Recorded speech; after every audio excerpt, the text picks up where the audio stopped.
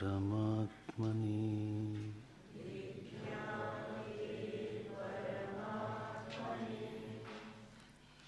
यत्र यत्र मनो याति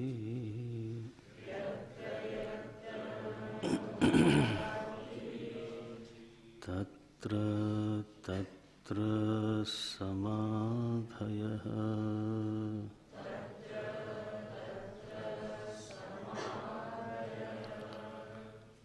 भिद्यते हृदयग्रन्थिः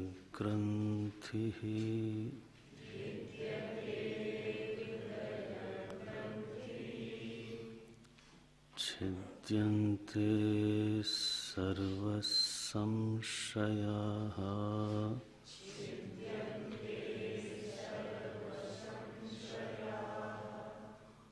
क्षीयन्ते चास्य कर्माणि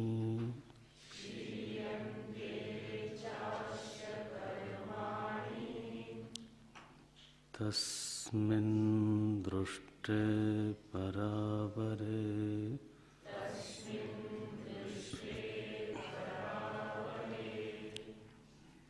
तस्मिन् दृष्टे परावरे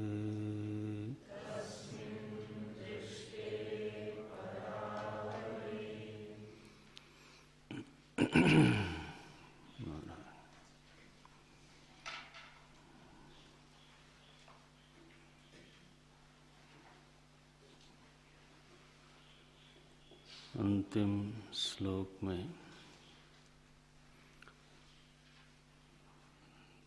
विद्यारण्य स्वामी जी ने वेदांत ज्ञान की फलश्रुति का उल्लेख किया है और यह फलश्रुति वास्तव में तो औपनिषदिक है। मुंडक उपनिषद में ये मंत्र प्राप्त होता है। तो दूसरे मुंडक के दूसरे खंड के 8वें मंत्र में ये बात आई और स्वामी जी ने उसको यथावत अक्षरशः यहाँ पर उद्धृत किया। वेदांत ज्ञान का फल क्या है? शर्त एक ही रखी है, तस्मिन् दृष्टे परावरे। तस्मिन् परावरे दृष्टे सति, वह जो एक अद्वितीय सद्घन चिद्घन आनंद घन तत्व है, तो वही वास्तव में पर तत्व है और वही अवर तत्व भी है। पर का अभिप्राय होता है तो साधारण भाषा में उसको श्रेष्ठ बोलते हैं। श्रेष्ठ है, महान है, अंतरंग है।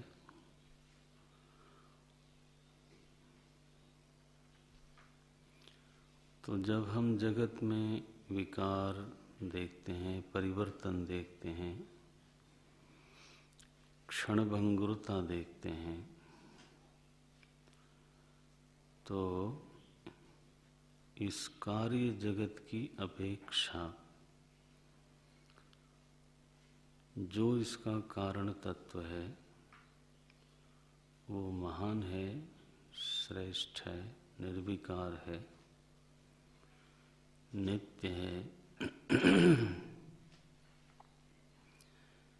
इसलिए जो कारणात्मा ब्रह्म है वो पर शब्द का वाचक है और चूंकि वही जगत के रूप में विवर्त हो रहा है, जगत के रूप में प्रतीयमान है, तो इसलिए जिसको हम अवर सत्ता बोलते हैं अथवा ज्ञान के पहले जिसको हम जगत बोलते हैं, वो वास्तव में कार्यात्मा ब्रह्म है।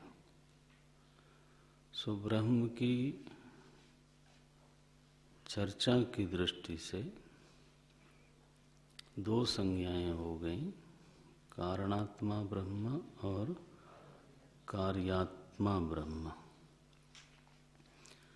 थोड़ा संक्षेप भी कभी कभी कर देते हैं, कार्य ब्रह्म और कारण ब्रह्म। ये तो आप जो शांति मंत्र पढ़ते हो, पूर्णमदः पूर्णम इदम, तो अदह ये कारण ब्रह्म है और जो इदम है वो कार्य ब्रह्म है।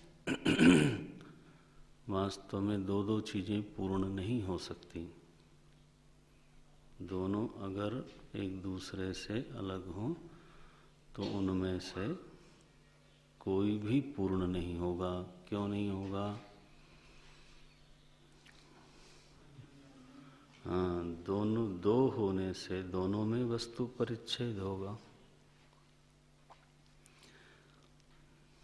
तो दो सत्ताएं पूर्ण नहीं हो सकती, इसलिए अदह और इदम एक ही तत्व बना हुआ है, ये बोध कराना चाहते हैं। तस्मिन् दृष्टे परावरे, क्या अभिप्राय हुआ कि जो साधक, जो महापुरुष श्रवण के द्वारा, मनन के द्वारा, निदिध्यासन के द्वारा एक अद्वितीय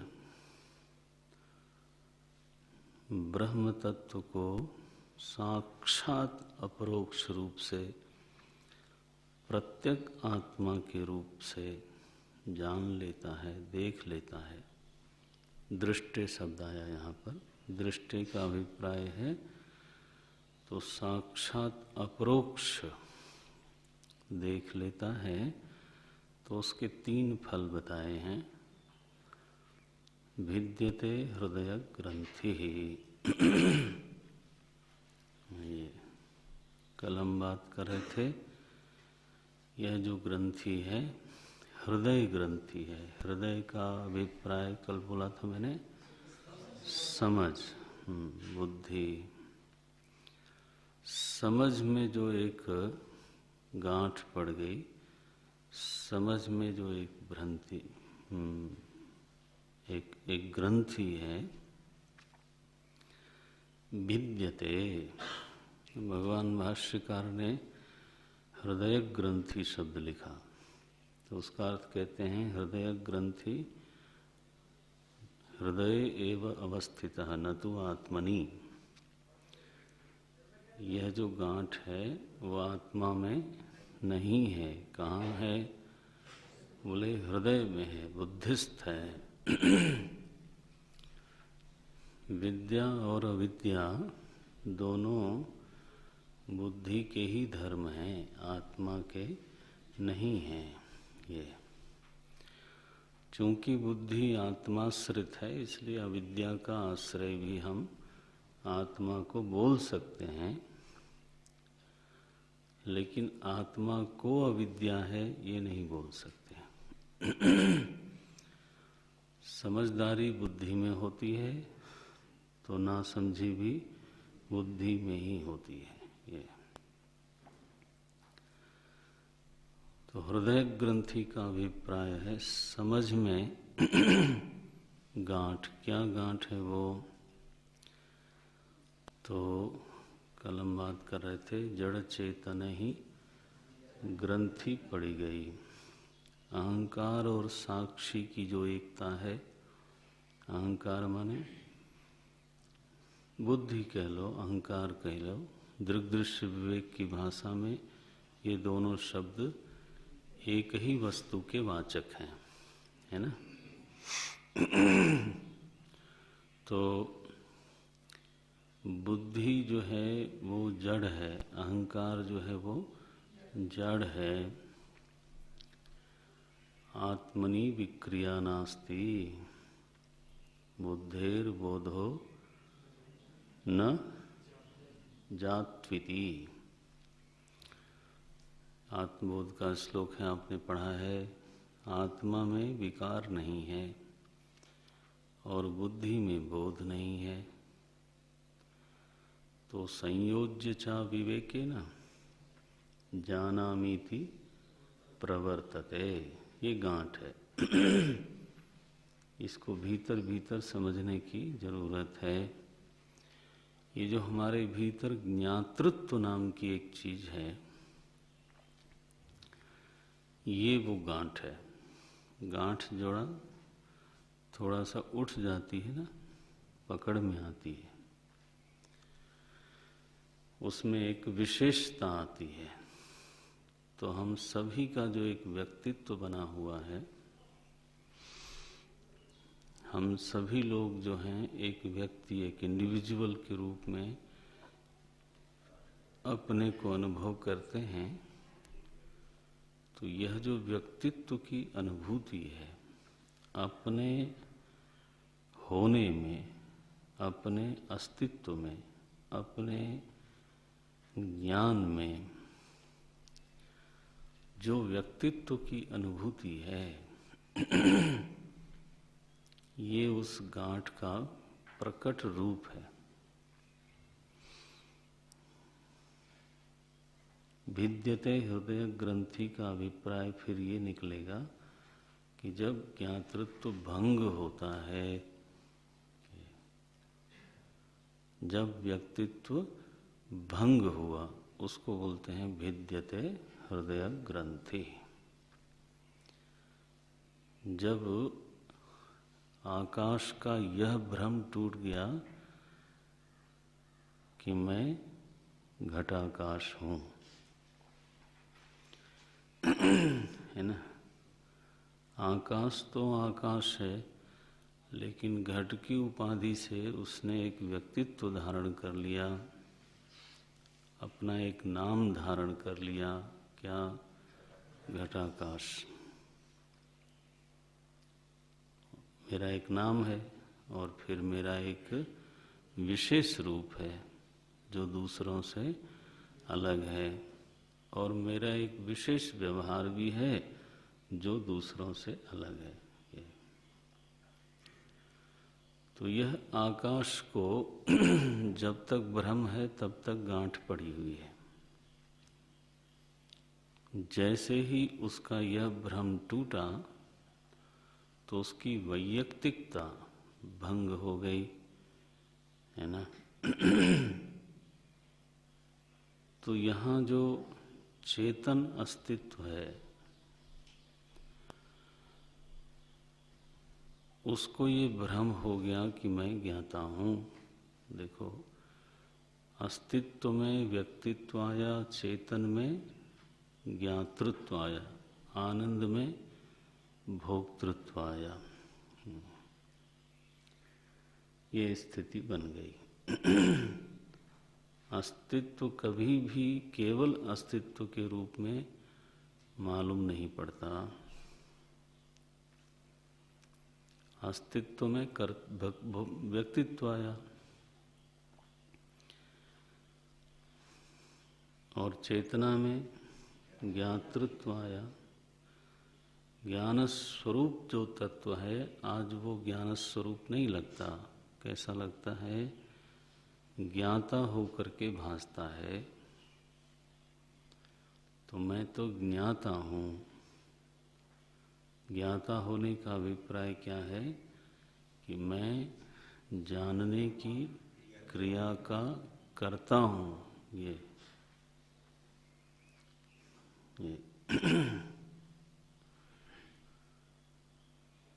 फिर मैं भोगता हूँ, ये स्थिति है। तो इस सारा वेदांत चिंतन में अभी तक आपने इस बात को पकड़ा होगा कि सारे अनर्थ का जो मूल है वो यही गांठ है। माने जब तक व्यक्तित्व बोध है तब तक संसार है, चाहे जितनी मर्जी कोई जोर लगा ले तो इसमें कोई परिवर्तन आने वाला नहीं है। यानी इसको धीरे धीरे करके हृदय में उतार लेने वाली बात है। जब किसी साधक को ये समझ में आ जाएगा, कहने सुनने के लिए नहीं अपने लिए, तब उसको पुरुषार्थ की जो दिशा है ना वो स्पष्ट हो जाएगी। ज्ञातृत्व जब तक है तब तक भोक्तृत्व है। तो जब हम जानते हैं किसी चीज को तो जानने के साथ ही उसको भोग करते हैं।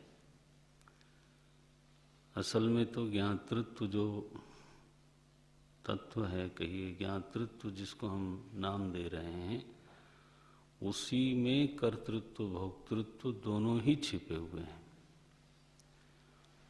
जानने की क्रिया का चूंकि वो करता है, इसलिए कर्तृत्व तो उसमें है ही है, और जाने हुए का चूंकि वो स्वाद लेता है। माने अगर अच्छी चीज जानी तो आनंद आ गया, बुरी चीज जानी तो खराब लगा। तो जाने हुए का ही व्यक्ति भोग करता है। अनुकूलम वेदनीयम, अनुकूलता का कोई भोग नहीं करता, किसका? वेदना का भोग करता है। भोग तो संवित है एक। अनुकूलम वेदनीयम सुखम, प्रतिकूलम वेदनीयम दुखम। दर्द का ज्ञान न हो तो दर्द का भोग नहीं हो सकता। औषधि दे के सुला दे तो वस्तु स्थिति यही है कि शरीर में दर्द होगा, लेकिन चूंकि वेदना नहीं है उसकी, इसलिए भोग नहीं है उसका। भोग तभी है जब ज्ञान है। तो जो ज्ञाता है वही भोगता है।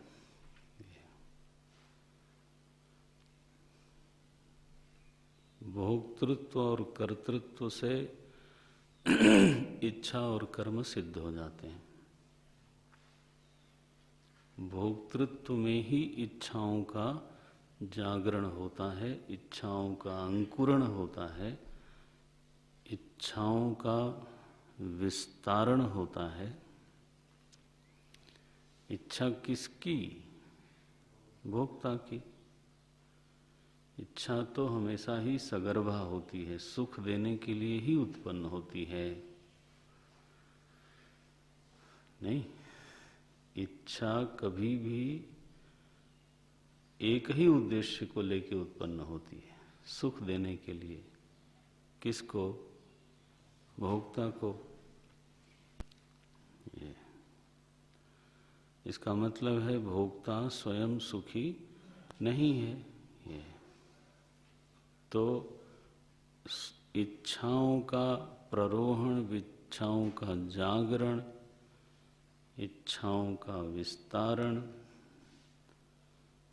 ये भोक्तृत्व के ही कारण है। और उन्हीं इच्छाओं की पूर्ति के लिए फिर वही भोक्ता कर्ता बनता है।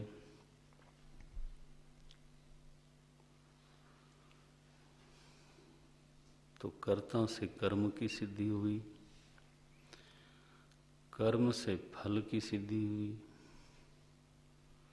फल में शरीर भी आएगा और परिस्थिति भी आएगी। तो शरीर भी फल रूप है और परिस्थिति भी फल रूप है। और इसलिए बार बार शरीर धारण करने की जो अनादि प्रक्रिया है वो चलती रहती है। अब समस्या को जिसने जिस स्तर पे समझा है उसी स्तर पे उसका समाधान होता है। तो अगर परिस्थिति समस्या है तो परिस्थिति बदलो, कर्म समस्या है तो कर्म बदलो, इच्छाएं समस्या है तो इच्छा बदल दो। तो हम सभी लोग कहीं न कहीं समाधान में ही जुटे हैं। कोई परिस्थिति बदलने में जुटा है, कोई कर्म बदलने में जुटा है, कोई इच्छा बदलने में जुटा है। अगर विक्षेप समस्या है तो समाहित हो जाओ, ध्यान करो, उपासना करो। अगर निराश्रयता समस्या है तो भगवान का आश्रय लो।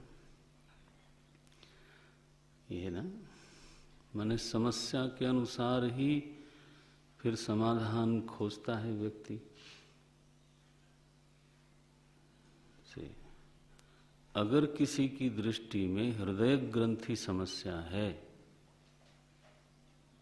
वो सबकी दृष्टि में नहीं हो सकता। अगर किसी की दृष्टि में हृदय ग्रंथि समस्या है तो वो उसी ग्रंथि के भेदन के लिए प्रयास करेगा। बाकी प्रयास भी करेगा, सो नहीं कि नहीं करेगा। माने अगर भूख समस्या है तो भोजन करेगा। इतना मूर्ख नहीं है जिसने हृदय ग्रंथि को समस्या समझ लिया, वो इतना मूर्ख नहीं हो सकता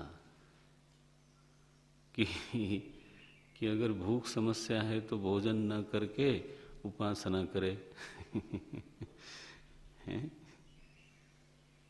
ये तो कोई भी साधक जिस समय जो समस्या है उस समय उसका समाधान वो करता ही है। लेकिन सारे समाधानों का अंतिम परिणाम ग्रंथि भेदन में निकले, ये जरूरी है। मैंने भूख मिटाने के लिए भोजन करना है, केवल इतना उद्देश्य उसका नहीं हो सकता। वो भोजन भी फिर साधनोपयोगी हो, ये चीज उसमें जरूर जुड़ेगी, है ना। वो केवल जिह्वा रंजन करने के योग्य हो, इतना नहीं बोल सकता वो। तो भोजन के साथ जो चीज जुड़ेगी साधक के जीवन में, वो क्या है? क्या है? साधनोपयोगी। तो हमारे साधन में उपयोगी बने भोजन, केवल भूख न मिटावे। आप लोग पढ़ते हो, ज्ञान वैराग्य सिद्ध्यर्थम भिक्षाम देहि। भिक्षाम देहि क्षुधा निवृत्त्यर्थम क्यों नहीं लिखा? नहीं लिखा ना। क्या लिखा? ज्ञान वैराग्य सिद्ध्यर्थम भिक्षाम देहि च पार्वती। भगवान भाष्यकार भिक्षा मांगते हैं तो केवल क्षुधा निवृत्ति के लिए नहीं मांगते। मात्रा भी तय हो जाएगी, प्रकार भी तय हो जाएगा। जितनी मात्रा आपको साधन करने में सहयोगी है उतना ही भोजन करेगा फिर वो आदमी। तो देखो समस्या की जैसी समझ है वैसा फिर जीवन हो जाएगा। बोले ये तो 5 किलो दूध पीते हैं और पाव भर घी रोज खाते हैं। 2000 दंड मारते हैं, बैठक करते हैं। तो अब उनकी चूंकि उनका उद्देश्य जो है उसके अनुसार फिर उनकी समस्या है, वो सॉरी उनका साधन है, चाहे भोजन हो चाहे व्यायाम हो। ये अगर साधक को लगता है कि मेरी रहनी में कोई दोष है और उसकी वजह से साधना बिगड़ रही है तो वो अपना कर्म बदलेगा, क्योंकि तत्काल में क्या समस्या है? कर्म ही समस्या है। तो तत्काल में कर्म समस्या है तो उसका समाधान क्या होगा? कर्म परिवर्तन। ये नहीं कि मैं तो हृदय ग्रंथि के पीछे पड़ा हूं, तो कभी उसको छू भी नहीं सकता उस गांठ को। यदि ये नीचे वाली चीजें ठीक ठाक ना हो तो वो कर्म बदलेगा। अब उसकी बुद्धि में भ्रम नहीं है कि क्यों बदलेगा। एक भोगी कर्म बदलेगा अपना भोग बेहतर करने के लिए, ठीक।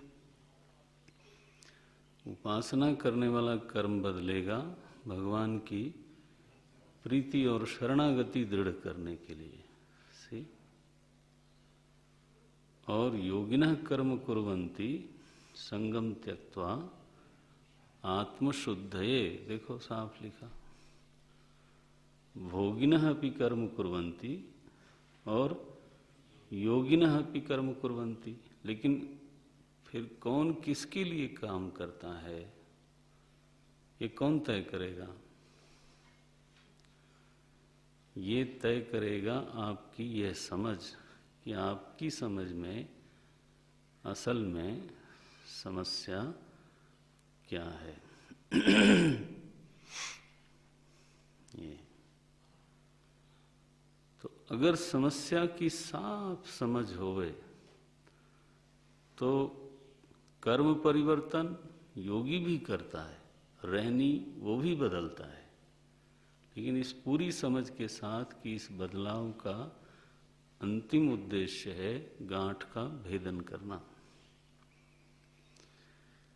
ये किन इच्छाओं को धारण करना है, किन इच्छाओं का त्याग करना है, ये योगी भी करता है। ये नहीं समझना कि योगी जो है वो इच्छाओं की केयर नहीं करता और जो जो इच्छाएं आई वो सभी को धारण कर लिया उसने। हाँ हाँ हाँ। तो परिस्थिति परिवर्तन भी योगी करता है, कर्म परिवर्तन भी करता है। जिस स्तर पे जो समस्या है उसी स्तर पे उसका समाधान है। रहनी में बदलाव साधक भी करता है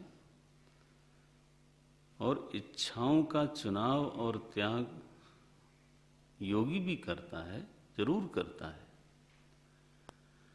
संग का ग्रहण और त्याग योगी भी करता है।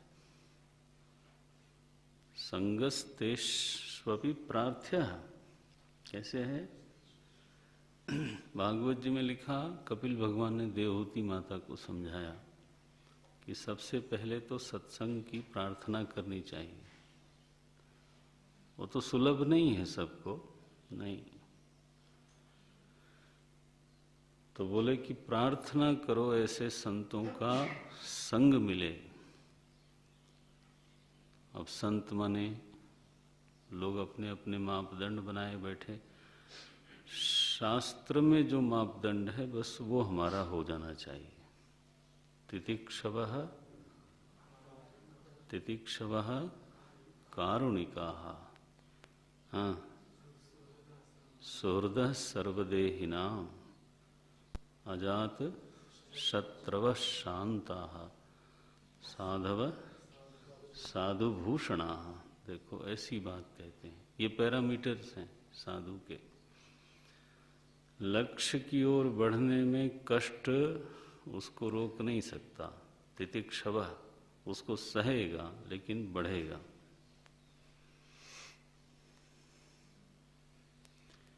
तितिक्षवः कारुणिकाः, और चित्त निष्ठुर नहीं है, कठोर नहीं है, खुरदुरा नहीं है, करुणा है, द्रवणशील चित्त है ना? बोले सुहृद सर्वदेही नाम, और सबका हितैषी है। सबका हितैषी माने क्या? सबका हितैषी कोई हो सकता है क्रिया रूप से? ये गीता में भी आया, सर्वभूत हितेरता। समस्त भूतों का हित करने में रममाण है, रत है। तो इसका क्या अभिप्राय है? इसका अभिप्राय ऐसा लगता है कि हित करना उसका स्वभाव है, और हित करने के लिए वो किसी की पृष्ठभूमि नहीं देखता। ये सर्व शब्द का अर्थ क्या है कि पृष्ठभूमि देखे बिना हित करना उसका स्वभाव है। बोले नहीं, मैं तो वृद्ध का ही करूंगा। लो, अब ये एक शर्त लगा ली हमने दिमाग में, हित करने के लिए दूसरे आदमी को बूढ़ा होना जरूरी है। अब जवान गिरा पड़ा हो तो नहीं करेगा फिर वो। ये मैं तो केवल युवकों के लिए, मैं तो केवल महिलाओं के लिए, मैं तो केवल अमुक जाति के लिए, मैं तो केवल उस प्रदेश के लिए। माने जब हम हिते रताह होते भी हैं तो विद माई ओन कंडीशंस,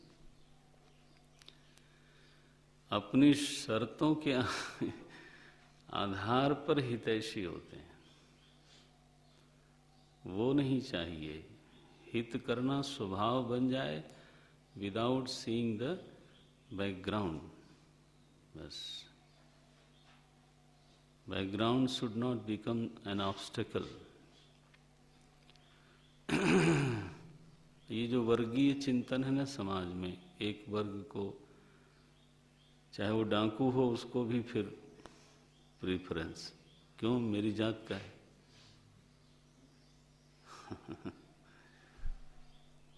और दूसरा व्यक्ति उपेक्षणीय है, चाहे वो कितना भी योग्य हो, क्यों भाई?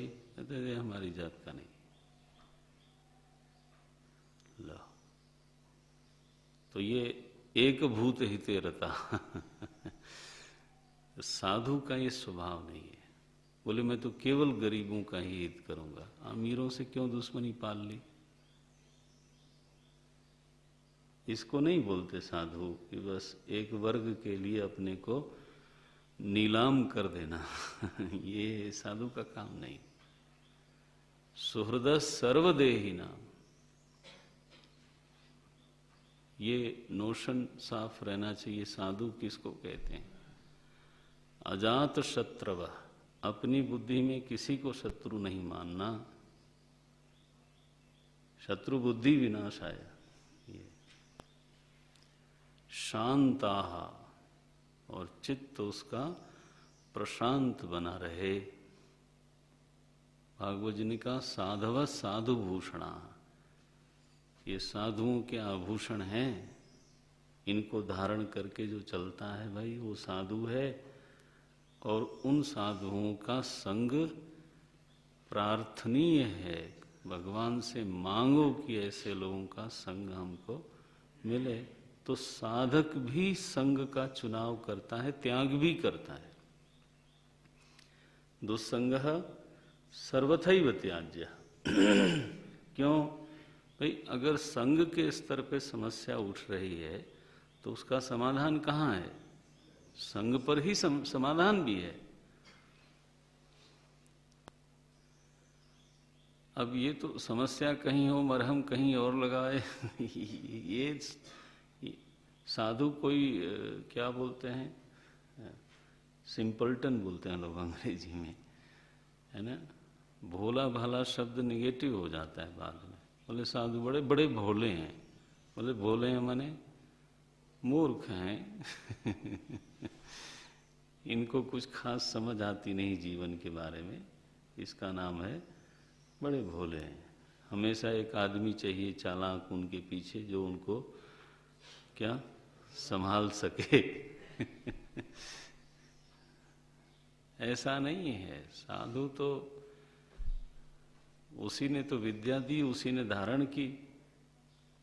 उसको समझ है कि किस स्तर पे समस्या है, तो उसी स्तर पे उसका समाधान होना चाहिए।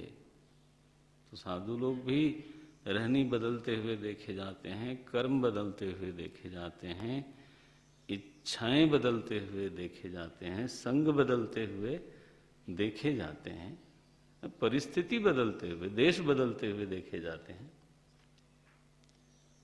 महाराज जी गए तपोवन जी महाराज के पास, उन्होंने खुद कहा, ये टेप में भी है। और तपोवन जी महाराज को अपना आदर्श सन्यासी मानते थे, वो बोला हुआ है। तो और तपोवन जी महाराज ने कहा तुम उत्तरकाशी में रह जाओ, यहाँ कोई न कोई ऐसा साधु विद्वान होना चाहिए जो यहाँ के जिज्ञासु मुमुक्षुओं को शिक्षण दे सके। और महाराज जी की इच्छा भी थी कि रहा जाए यहाँ पर, लेकिन वहाँ की प्रकृति उनको अनुकूल नहीं पड़ी देह के लिए, तो बदलना पड़ा कि नहीं बदलना पड़ा। तो परिवर्तन करना पड़ता है उसी स्तर पे जिस स्तर पे, देखो अब जितना संभव हो परिवर्तन वो कर सकता है व्यक्ति, लेकिन उसको ये भ्रम नहीं होना चाहिए कि मैंने केवल आसन बदल दिया तो समस्या का समाधान हो गया, और भोजन बदल दिया तो समस्या का समाधान हो गया। हाँ हाँ हाँ, असली जो गांठ है ना, जब तक वहां पे ऑपरेशन न हो ये तो सिम्टम्स हैं जिनको हम लोग ऑपरेट करते हैं, वो सब क्या है, वो तो लक्षण है, प्रकट दिखाई देते हैं। सब करते हुए अंततः साधक को वहां उंगली रखनी ही चाहिए। तो यहाँ कैसी श्रुति माता का ये तो मंत्र है, भिद्यते हृदय ग्रंथि। असल में तो ज्ञातृत्व ही गांठ है, ज्ञातृत्व को ही जीवत्व बोलते हैं, व्यक्तित्व ही गांठ है। चेतन दृष्टि से उसको ज्ञाता बोल देते हैं, अस्थि दृष्टि से उसको व्यक्ति बोल देते हैं, और आनंद दृष्टि से उसको भोक्ता बोल देते हैं, और कुछ नहीं। असल में एक ही गांठ है जिसको आप व्यक्ति बोलते हो या ज्ञाता बोलते हो या भोक्ता बोलते हो। एक ही, तीन भी मत करना, ये तीन नहीं है, ये एक ही है। और जब तक व्यक्तित्व भंग नहीं होता, इन्हीं तीनों को मिला करके एक शब्द बनाया हमारे महापुरुषों ने, जीवत्व। जीवत्व इंक्लूड्स 3 ऑफ देम। जीवत्व माने व्यक्तित्व हो, ज्ञातृत्व हो, भोक्तृत्व हो, कर्तृत्व हो। ज्ञातृत्व में कर्तृत्व भी शामिल है।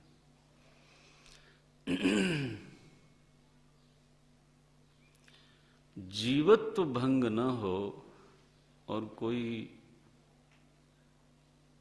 कहे कि हमारी समस्या का समाधान हो गया, ये तो बात गलत है। ये तो गलत है। व्यक्तित्व बना रहे और संसरण न होवे, ये संभव ही नहीं। हाँ, वो व्यक्तित्व सुंदर, मनोहर, चमकदार बन जाए, लोगों को प्रिय लगने लगे, वो एक अलग बात है। लेकिन अगर वो है तो संसार है। ऐसे संप्रदाय हैं, संप्रदाय तो क्या कहिए, लेकिन ऐसे ऐसे कुछ पंथ निकल पड़े जो मानते हैं कि हमारे गुरु लोग जो हैं वो मरने के बाद कहीं रहते हैं और साधकों की मदद करते रहते हैं, है ना। नाम तो नहीं लेना चाहता हूं मैं। लाहड़ी महाशय है ना, और क्या बाबा क्या, हाँ। अब वो लोग सब लोग जो हैं वो मरने के बाद बिना देह के रहते हैं। अब जरा सोचो कि उनका व्यक्तित्व तो आप बना के रखते हो, माने वो रहते हों चाहे न रहते हों, उनको तो प्रणाम लेकिन अगर शिष्य वर्ग को अगर ऐसा ही लगता है तो उन्होंने अपने गुरु का व्यक्तित्व तो मान ही लिया। व्यक्तित्व है तो ज्ञातृत्व भी है, वो आपके दुख दर्द को जानते हैं, जानते हैं तो दुखी भी होते होंगे कि मेरा चेला जो है परेशान है। तो भोक्तृत्व भी माना कि नहीं माना? माना तो फिर वो आपके सामने भी आएंगे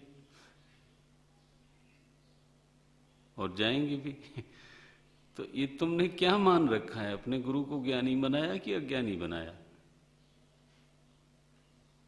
माने हम किसी और के लिए नहीं, आप लोगों के लिए बोल रहे हैं कि व्यक्तित्व को भंग किए बिना आप क्या समाधान करना चाहते हो?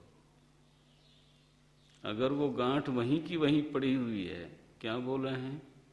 भिद्यते हृदय ग्रंथि, केवल तभी सारे संशयों की निवृत्ति होगी। और कहो बीच में ही सारे संशय की निवृत्ति हो जाए।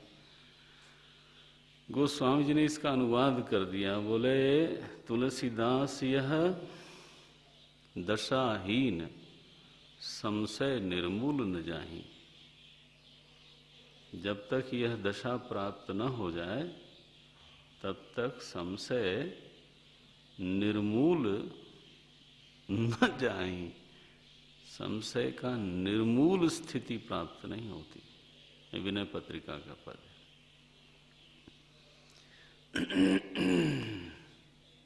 ये छिद्यन्ते सर्व संशया, कार्य कारण का आधार बना करके जीवन के विषय में, जगत के विषय में, सुख के विषय में, दुख के विषय में, अपने जन्म के विषय में, मरण के विषय में, संयोग वियोग के विषय में, प्रारब्ध पुरुषार्थ के विषय में, कृपा पुरुषार्थ के विषय में जो संशय बने रहते हैं वो क्षीण हो सकते हैं, फिर बने ही रहते हैं। मुझे ना हमारे मित्र लोग जो सत्संगी हैं और स्वयं भी बहुत अच्छा विचार करते हैं, कई बार ये विषय उठा के इस पर चर्चा करके फिर वहीं के वहीं रहते हैं। क्या विषय उठाया कि प्रारब्ध और पुरुषार्थ की संधि रेखा क्या है, और गड़बड़ झाला तब होती है जब उसमें कृपा भी मिलाया जाए। कि एक और संधि रेखा बताइए, कृपा वाली संधि रेखा कहाँ तक जाती है? वो रेखा महाराज आगे पीछे हटती रहती है, पक्का ही नहीं पता चलता। बोले हमें तो लगता है सब कुछ डेस्टिन्ड है, और अपने जीवन के अनुभव बोलते हैं वो, ये चीज़ ऐसे हो गई, मैंने तो सोचा नहीं था, ये चीज़ ऐसी हो गई, मैंने तो सोचा नहीं था। अच्छा ध्यान रखना, वो लोग प्रमादी नहीं है, they are the man of achievement. उन्होंने समाज में अपना स्थान बनाया है, वो लोग ऐसा बोलते हैं। संयोग से आप मिले, संयोग से वो मिले, संयोग से ये हुआ। जब ऐसा बोलने लगते हैं तो लगता है कि एवरीथिंग इज डेस्टिन्ड। अच्छा डेस्टिन्ड तो नियतिवाद हो गया। तो बोलो कि अब पिछले कर्म का परिणाम है। प्रारब्ध क्या है? पिछले कर्म का पक्व दशा। तो अगर आज हम डेस्टिनी ही सबको मानते हैं तो पीछे कैसे कर्म हुए? पीछे भी जो रहा होगा वो डेस्टिनी ही रहा होगा। माने पूर्व शरीर में आपको कर्म का अधिकार प्राप्त था और इस शरीर में कर्म का अधिकार प्राप्त नहीं है, ऐसा कहना चाहते हो क्या? तो एक समय में कर्म हुआ और दूसरे समय में कर्म नहीं हो सकता, केवल प्रारब्ध ही प्रबल है, ये कैसे होगा? या तो उस समय भी प्रारब्ध ही प्रबल था, इस समय भी, या उस समय कर्म प्रबल था तो इस समय भी। अरे बोले इस पहले का तो मुझे मालूम नहीं, लेकिन इस समय का तो मालूम है कि अगर ये संयोग ना होता तो ये नहीं हो पाता, ये नहीं मिलते तो ये नहीं होता। ये ईमानदारी से बोलते हैं, कोई प्रतिपादन करने के लिए नहीं, उनको कोई बुद्धिवाद नहीं करना है। बोलो। अब इसमें कहाँ लाइन खींचें?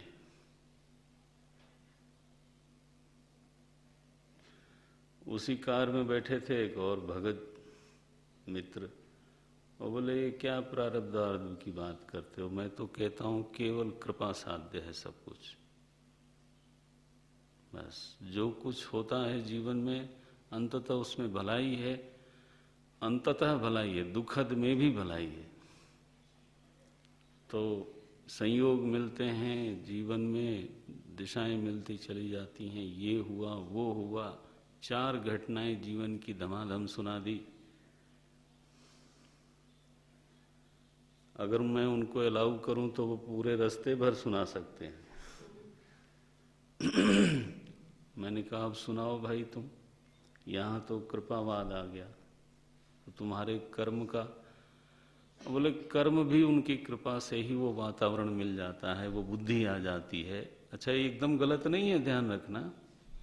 मेरा खुद अनुभव है कि कई बार जो चीज़ करनी होती है वैसा उस समय विचार आ जाता है और आगे पीछे नहीं आता, ये भी है। उस समय आ जाता है, योजना बन जाती है कुछ ऐसा। लेकिन मैं जानता हूं कि पीछे भी मैं ऐसा बुद्धिमान नहीं था और आगे भी नहीं रहूंगा। अभी एक प्रसंग आया हुआ है तो फुरफुरा रही है बुद्धि।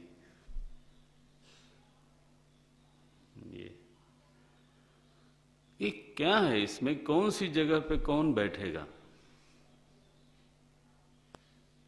संशय निर्मूल न जाए। ये न समझना कि मैं प्रारब्ध पे प्रवचन करने जा रहा हूं।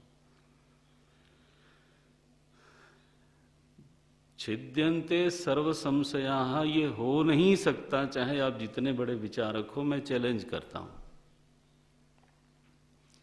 आप इसी बात को तय नहीं कर सकते कि कहां तक पुरुषार्थ, कहां तक प्रारब्ध, कहां तक कृपा। बहुत बड़ी बड़ी बात छोड़ दीजिए, काम चलाने के लिए ठीक है, सुख दुख का रूप ले लेता है, दुख हाँ सुख का रूप ले लेता है, तो उसको हम पुण्य का फल माने कि पाप का? बोले आप उलझाने के लिए आज कक्षा में नहीं, इस वाक्य का अर्थ देख लो एक बार। तो बोले कि स्वामी जी आपका क्या कहना है इस विषय में? हमने कहा भाई एक भ्रम की स्थिति में निर्णय की स्थिति पाना चाहते हो। भाई हमारे मत में कर्तृत्व ही गलत है, फिर एक गलत को स्वीकार करके ये तय कर पाना कि प्रारब्ध सही है कि पुरुषार्थ, और मूल मान्यता आपकी क्या है? गलत है। भाई प्रारब्ध कहो चाहे पुरुषार्थ कहो, है तो वो कर्ता का ही बेटा।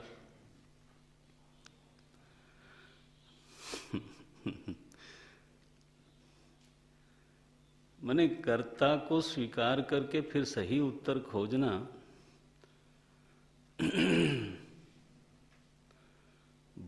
मूर्खता को स्वीकार करके और फिर सही उत्तर खोज लेना, क्या बात करते हो? अगर ऐसे ही खोज लेते तो ये वेदांत गलत हो जाना था। माने सांप को पहले स्वीकार कर लो, फिर ये तय कर लो कि ये जहरीला है कि बिना जहर का है। बोले मैं तो तय करके छोड़ूंगा, कर लो। पहले सांप को स्वीकार कर लिया, इसके बाद ये तय करने बैठे हैं क्या कि ये करैत है कि गेहुअन है कि कोबरा है। हमारे यहाँ एक देहाती में बोलते डोढ़ा। डोढ़ा माने पानी वाला सांप जिसमें कोई जहर नहीं होता, उठा के किसान लोग फेंक देते हैं बाहर। यहाँ भी होता रहता है, खेत में मैंने देखा किसानों को उठा के फेंक देते हैं।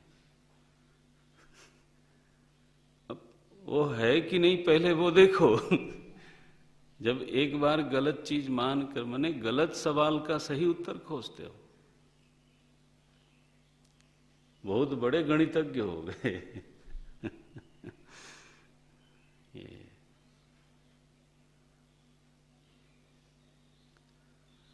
छिद्यन्ते सर्व संशयाः, ये जो जुडो कराटे अविद्यायाम अंतरे वर्तमानाः, अविद्या के भीतर रहते हुए जब हम निर्मूल संशय चाहते हैं,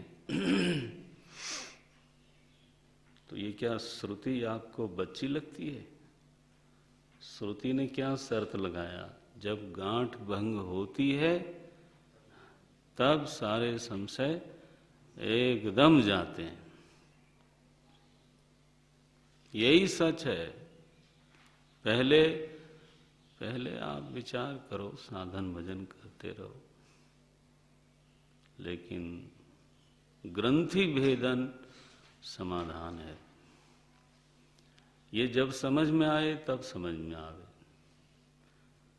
जब तक नहीं समझ में आए तो जो स्तर पे आप समस्या को महसूस करते हो, प्रयास करके उसको हल करो। कौन मना कर रहा है? आंख में दर्द हो जाता है, ड्रॉप बंद कर देते हैं, ये तो बात नहीं चलेगी। क्योंकि उस स्तर पे समस्या है तो उसी स्तर पर क्या समाधान है। उसको छोड़ देना तो गड़बड़ है, फिर कष्टम वर्तते। क्या रहनी में गड़बड़? तो अब बोलो मैं तो ग्रंथि भेदन में जुटा हूं। वो न करो जरा, वो भी पहले इसको करो, फिर उधर पहुंच पाओगे।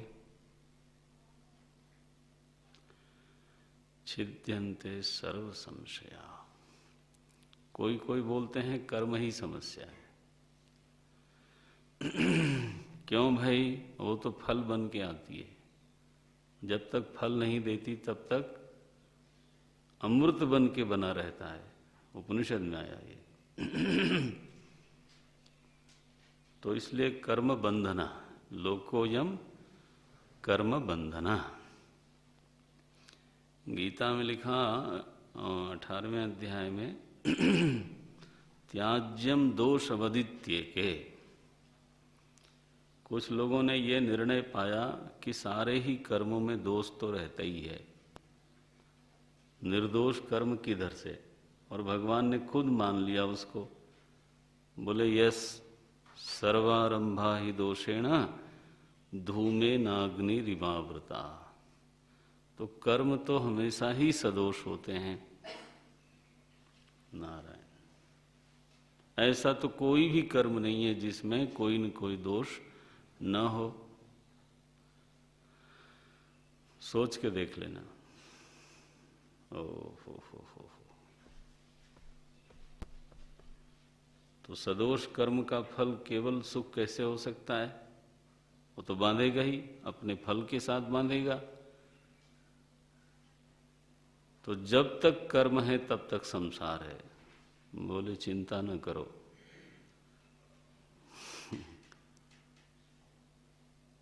कर्म कर्ता के आश्रित रहते हैं। वो गांठ भंग हुई ना, तो ये कर्ता महाराज मरे। ये कर्तृत्व, भोक्तृत्व, ज्ञातृत्व, व्यक्तित्व, जीवत्व, ये तो गांठ है। कर्ता जब भंग हो गया तो कर्म निराश्रित हो गए जनाब। और इसलिए क्षीयन्ते चास्य कर्माणि, ये श्रुति मंत्र आया। कर्माणि अस्य महापुरुषस्य कर्माणि क्षीयन्ते। बोले ज्ञानी का प्रारब्ध बना रहता है। ज्ञानी का कमंडलू का नाम है क्या? ज्ञानी क्या देह का नाम है क्या ज्ञानी? प्रारब्ध देह का है, प्रारब्ध ज्ञानी का नहीं है। हाँ, हमारी दृष्टि से, साधकों की दृष्टि से एक आदमी को हम ज्ञानी बोलते हैं, लेकिन हमें ये जानना चाहिए कि हमारा बोला हुआ पक्का सही नहीं है। बोलना व्यवहार के लिए हमारी व्यवस्था है, हम वही बोल सकते हैं, और क्या बोलें। वो श्लोक उठ नहीं रहा है जिसमें आचार्य ने लिखा है तुम देह कमंडलों को ज्ञानी बोलते हो क्या? सीधी टेढ़ी पगड़ी को ज्ञानी बोलते हो? ज्ञानी का प्रारब्ध किस बात का? कर्माणि शब्द है, बहुवचन।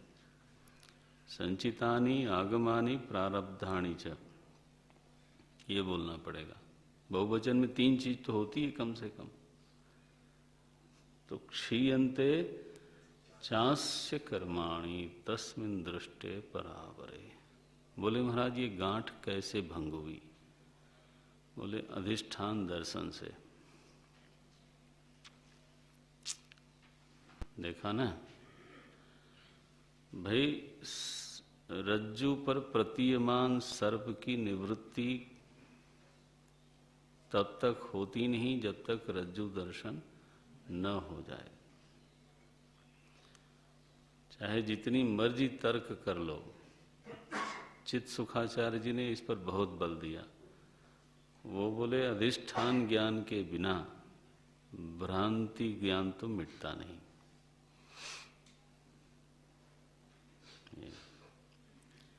भ्रांति की निवृत्ति तो तभी होती है जब अधिष्ठान दिख जाए। रज्जु दर्शन, अब रज्जु दर्शन न हुआ हो और खूब तर्क किया जाए कि नायम सर्पः न भवितुम अर्हति, सर्पः अत्र कुतश्चित आगतः, कहीं से आ नहीं सकता, कहाँ से आया? और महाराज जो घटाटोप तर्क किया, बोले ठीक है मान लिया यहाँ सर्प नहीं है, जाओ जरा। बोले मैं नहीं जाऊंगा। तो ये नैषा तर्केण मतिरापनेया, श्रुति माता ने कहा नैषा तर्केण मतिरापनेया, ऐसा मति ही तर्केण न आपनेया। तर्क तो सहारा देता है, श्रुतिमतः तर्कोनुसंधीयताम, ठीक है, लेकिन भंग तब जब तस्मिन् दृष्टे। ये शब्द कितना जबरदस्त है। प्रत्यगात्मा को जब तक ब्रह्म रूप में अनुभव न कर लिया जाए, आत्मा की ब्रह्मता अपरोक्ष न हो जाए, तब तक नहीं। तब ये 3 फल निकलते हैं। क्या सुंदर सुंदर फल बताए। ग्रंथि का भेदन, संशयों का समूल नाश और कर्मों का आत्यंतिक क्षरण। कर्म क्षीण हो गए तो जो फल रूपा परिस्थिति है और बाद के सब शरीर हैं वो निषिद्ध हो गए, क्योंकि जब कारण ही नहीं है तो कार्य कैसे। तो कर्म क्षय का मतलब है संसार की निवृत्ति। शरीर का हेतु नहीं रहा और परिस्थितियों का भी हेतु रहा नहीं। तो संसार की आत्यंतिक निवृत्ति, ये फल है वेदांत ज्ञान का।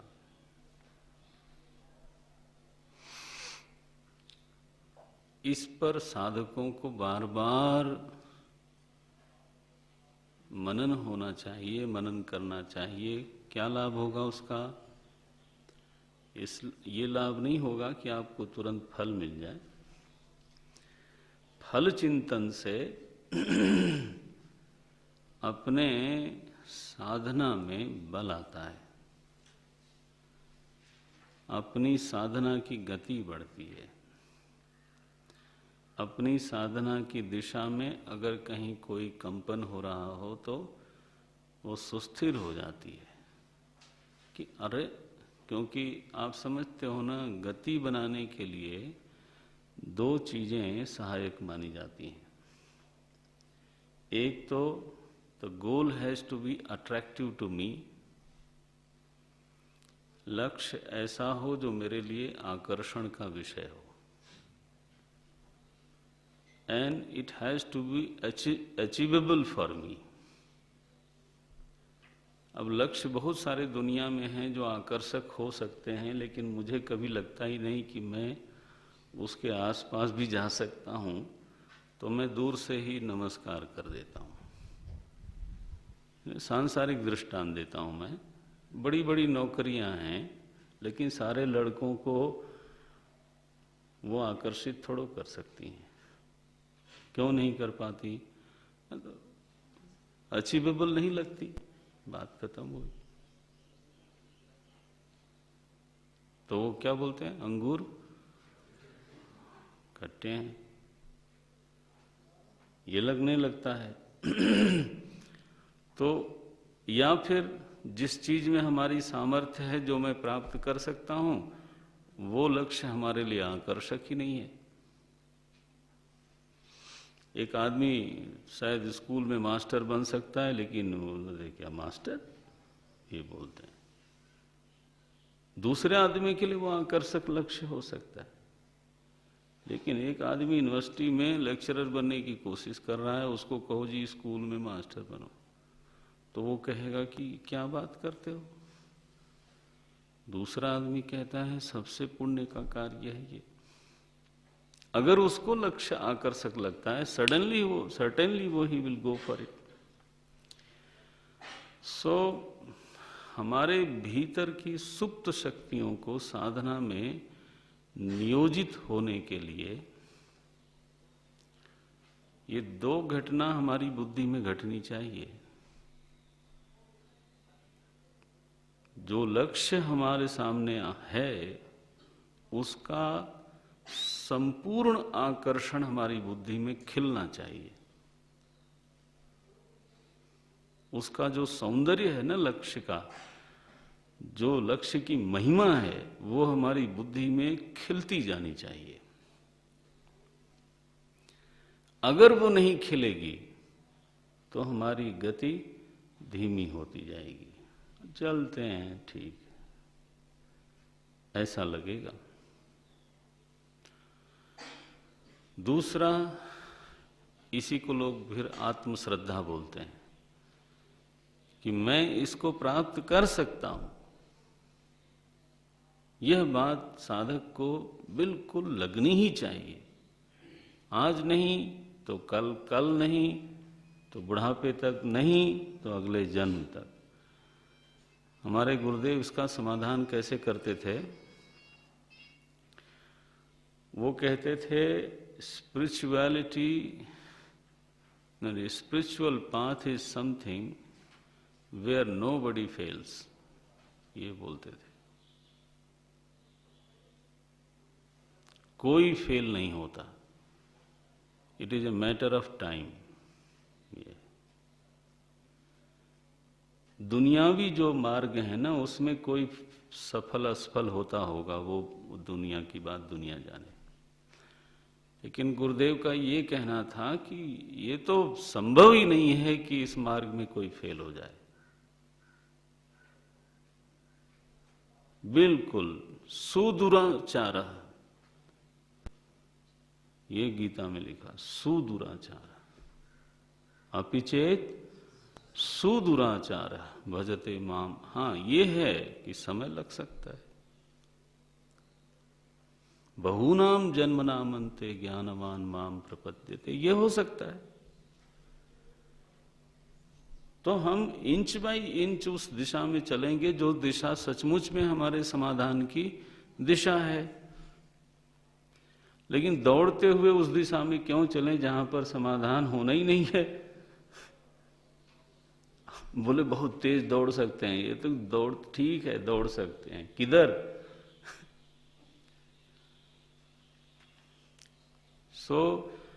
ये मुझे प्राप्त हो सकता है, यह विश्वास टूटना ही नहीं चाहिए, और टूटने का कोई कारण भी नहीं है।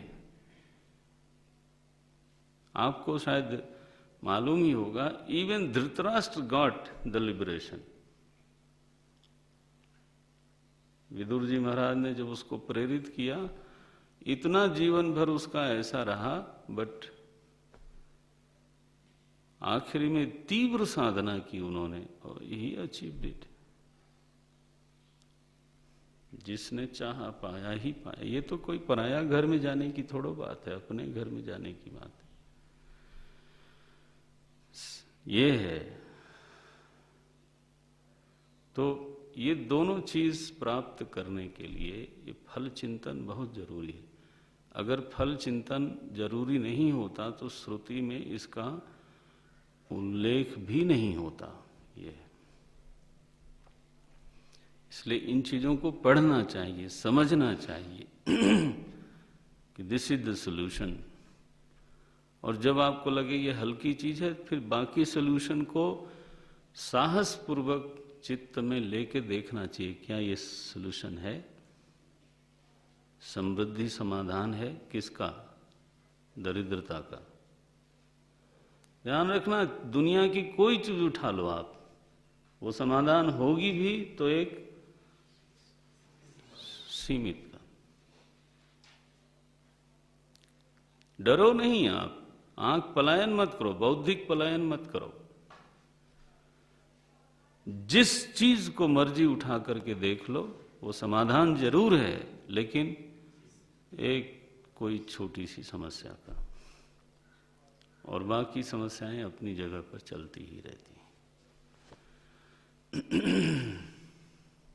अगर समृद्ध हो जाना समाधान होता तो समृद्धों की भी विश्व में कमी नहीं है। फिर वो रोते हुए दिखते हैं महाराज।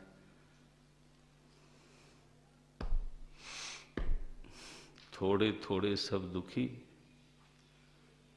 सुखी राम के दास। नानक दुखिया सब संसार, सो सुखिया जिन नाम आधार। हाँ, ये तो पक करके निकली हुई वाणी है। ये कोई ऐसे आपको ऐसे ये वाणी नहीं आती।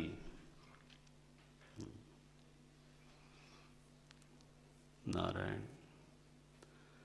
विद्यते हृदय ग्रंथि छिद्यन्ते सर्व संशयाः क्षीयन्ते चास्य तस्मिन् दृष्टे परावरे। ये अंतिम श्लोक है। तो ग्रंथ की पुनरावृत्ति क्या करना, वो तो मेरे ख्याल से आप लोगों ने ठीक से समझा होगा। मैं तो 2 मिनट में कर सकता हूँ। 13 श्लोक में त्वम पद का अनुसंधान किया गया। 13 श्लोक, सॉरी 12वें श्लोक तक, 1 से 12 श्लोक तक त्वम पद का अनुसंधान किया गया। और त्वम पद के 2 अर्थ हैं, एक वाच्यार्थ है, एक लक्ष्यार्थ है। लक्ष्यार्थ के चिंतन में 5 श्लोक हैं आरंभ के, जिसमें 5वां श्लोक आया नोदेति नास्तमेत्येषान वृद्धिं याति न क्षयं स्वयं विभात्यथान्यानि भासयेत् साधनं विना। ये लक्ष्यार्थ का शोधन है। और 6ठे श्लोक से चिच्छाया वेशतो बुद्धौ से लेकर के जायते म्रियते तक, जायते म्रियते तथा तक त्वम पद का वाच्यार्थ का शोधन किया गया। त्वम पद का वाच्य अर्थ क्या है? तो एक सजीव अहंकार जो 3 जगह तादात्म्य किए बैठा है और जिसकी 3 अवस्थाएं हैं, और जो जन्म लेता है और मरता है। सो 2 तरह के अर्थ एक ही त्वम के शोधित किए गए। कितने श्लोकों में? 12 श्लोकों में। 13वें श्लोक से लेकर के 21वें श्लोक तक तदपद पर विचार किया गया।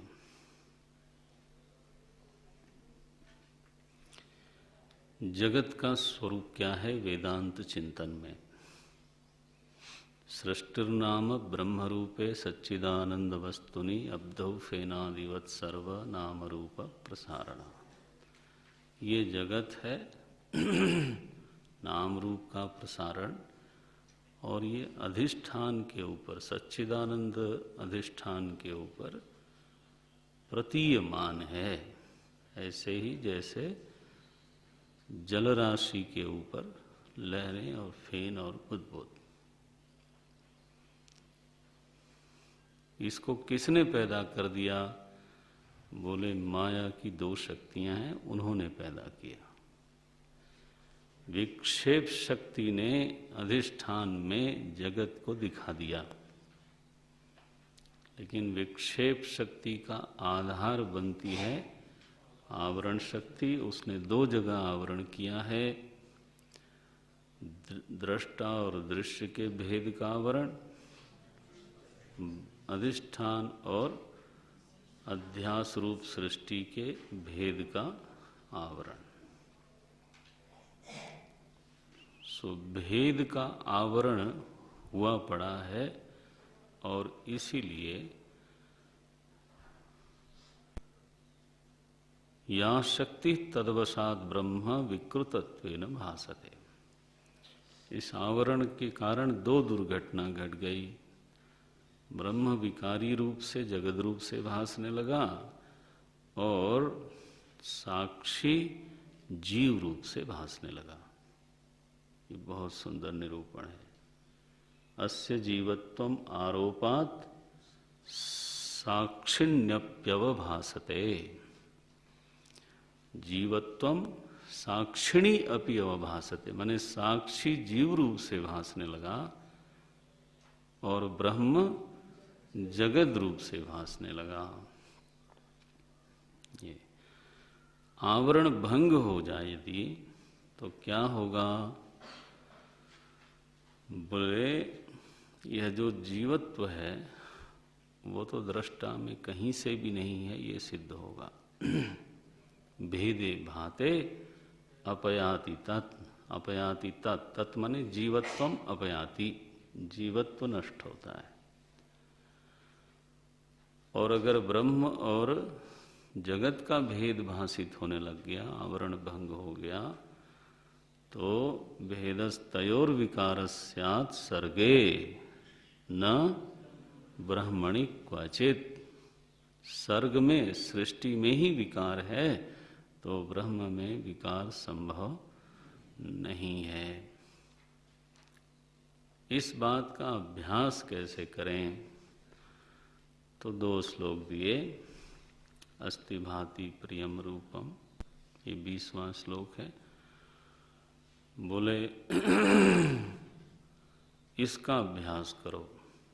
ये 5 अंश हैं हर वस्तु में, तो उसमें से आद्यत्रयम ब्रह्म रूपम जगद रूपम ततोद्वयम, ये साफ साफ देखना चाहिए।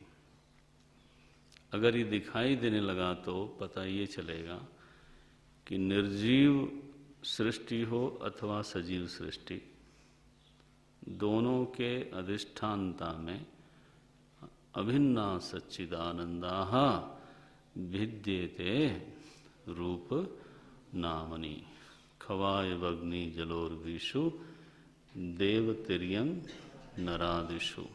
21वां श्लोक ये। ब्रह्म अधिष्ठान है। ब्रह्म माने अस्ति भाति प्रियम, उसके ऊपर सृष्टि नाम रूप मात्र है। इसका अभ्यास साधक को होना चाहिए, बार बार होना चाहिए।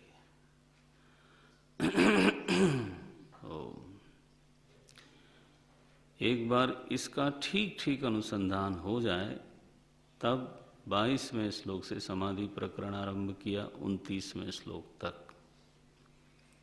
22 से लेके 29 श्लोक तक 6 प्रकार की समाधियों का निरूपण किया। हृदय में जो समाधि का अभ्यास है, उसमें ध्येय वस्तु है चेतन माने दृष्टा, और बाहर जो समाधि का अभ्यास बताया गया उसमें ध्येय वस्तु है सत अस्तित्व। इन दोनों में एक थोड़ा ये छोटा सा भेद है। सन्मात्रात् नाम रूप पृथक कृति ही समाधि ही आद्य, ये आया ना, समाधिराद्य सन्मात्रात् नाम रूप पृथक कृति ही। ये तो जैसे वहाँ कहा चेतनम ध्यायेत, यहाँ कहा गया सन्मात्र नाम रूप को अस्तित्व से अलग करते रहना, अलग करते रहना। यह जो अभ्यास है वो बहिर्देश की समाधि है। उसका परिणाम ये निकलेगा कि अस्तित्व की पहचान होनी शुरू हो जाएगी। कैसा अस्तित्व मिलेगा? बोले अखंड ऐक रसम वस्तु। वह अस्तित्व न सामान्य है न विशेष है, अस्तित्व घन है, ऐसी वस्तु है वो। और वो केवल अस्तित्व नहीं है, चेतन भी है।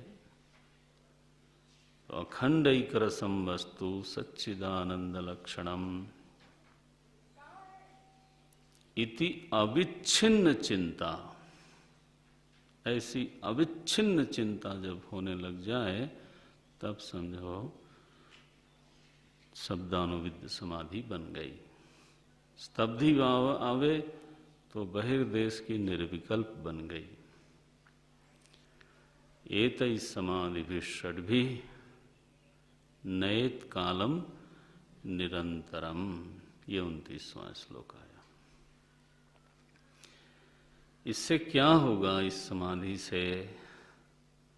बोले विपर्य भावना का जो सबसे कठोर रूप है देहाभिमान, वो गलेगा।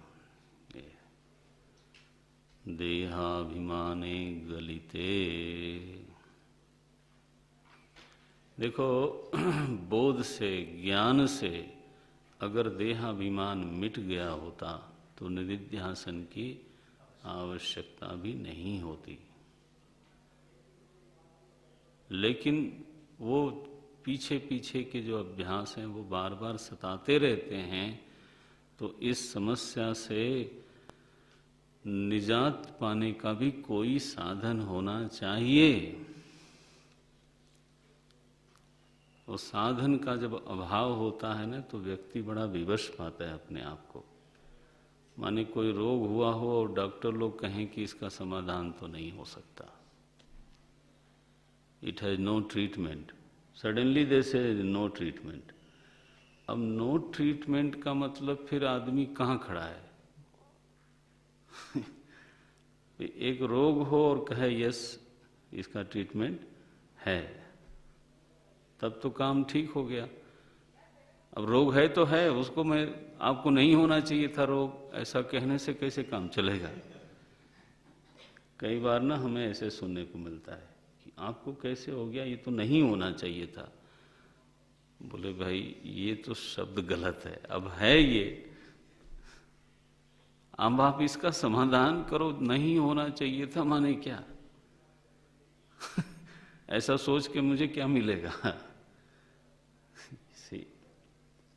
तो देहाभिमान नहीं होना चाहिए था, अब नहीं होना चाहिए था से काम चलता है क्या? है वो तो उसका इट हैज नो ट्रीटमेंट। वेदांत अगर ऐसा कह दे तो फिर उसका क्या फायदा हुआ? तो उसका ट्रीटमेंट है निदिध्यासन, तीव्र निदिध्यासन होना चाहिए। वो उसकी औषधि है, गला दे उस देहाभिमान को। देहाभिमाने गलिते, ये शब्द लिखा। देह तो प्रारब्ध के कारण गलेगी, देह ऐसे नहीं गलेगी। देह तो प्रारब्ध क्षीण होने पर गलेगी, लेकिन ये अभिमान गलता नहीं, मर जाने के बाद भी दूसरा देह धारण कर लेता है। देह के अभिमान को गलाने का एक साधन क्या? निदिध्यासन। और वो 6 प्रकार का है, वो करना चाहिए, तब गांठ जो है भंग होगी। 31वें श्लोक पे आ गए हम। विद्यते हृदय ग्रंथि, और तीनों फल एकदम हस्तगत हो जाने वाले हैं। तो ये ग्रंथ ऐसा सुंदर गंभीर ग्रंथ है, तो इसका बार बार अभ्यास करना चाहिए। बहुत सारे वेदांत के प्रश्नों का समाधान है यहाँ पर। त्वम पद का शोधन, तत्पद का शोधन, निदिध्यासन की बड़ी सुंदर प्रक्रिया का निरूपण इस ग्रंथ में हुआ है। इसका अभ्यास करना चाहिए, छोड़ना नहीं चाहिए। बोले दिग्दृष्टि विवेक फिनिश हो गया। लोग बोलते हैं वी हैव फिनिश्ड दिग्दृष्टि विवेक। चलो भाई, अगर ग्रंथों को ही फिनिश कर देना है तो तुम तो बचे ही रहोगे फिर। माने यहां कहा जा रहा है देहाभिमान को फिनिश करो और ग्रंथि को फिनिश करो। वो हम बोलते हैं हम ग्रंथि को नहीं, ग्रंथ को फिनिश करेंगे, वो ना करें। ओम तत्सत। ओम पूर्णमदः पूर्णमिदं पूर्णात् पूर्णमुदच्यते पूर्णस्य पूर्णमादाय पूर्णमेवावशिष्यते। ओम शांति शांति शांति। हरि ओम श्री गुरुभ्यो नमः। हरि ओम।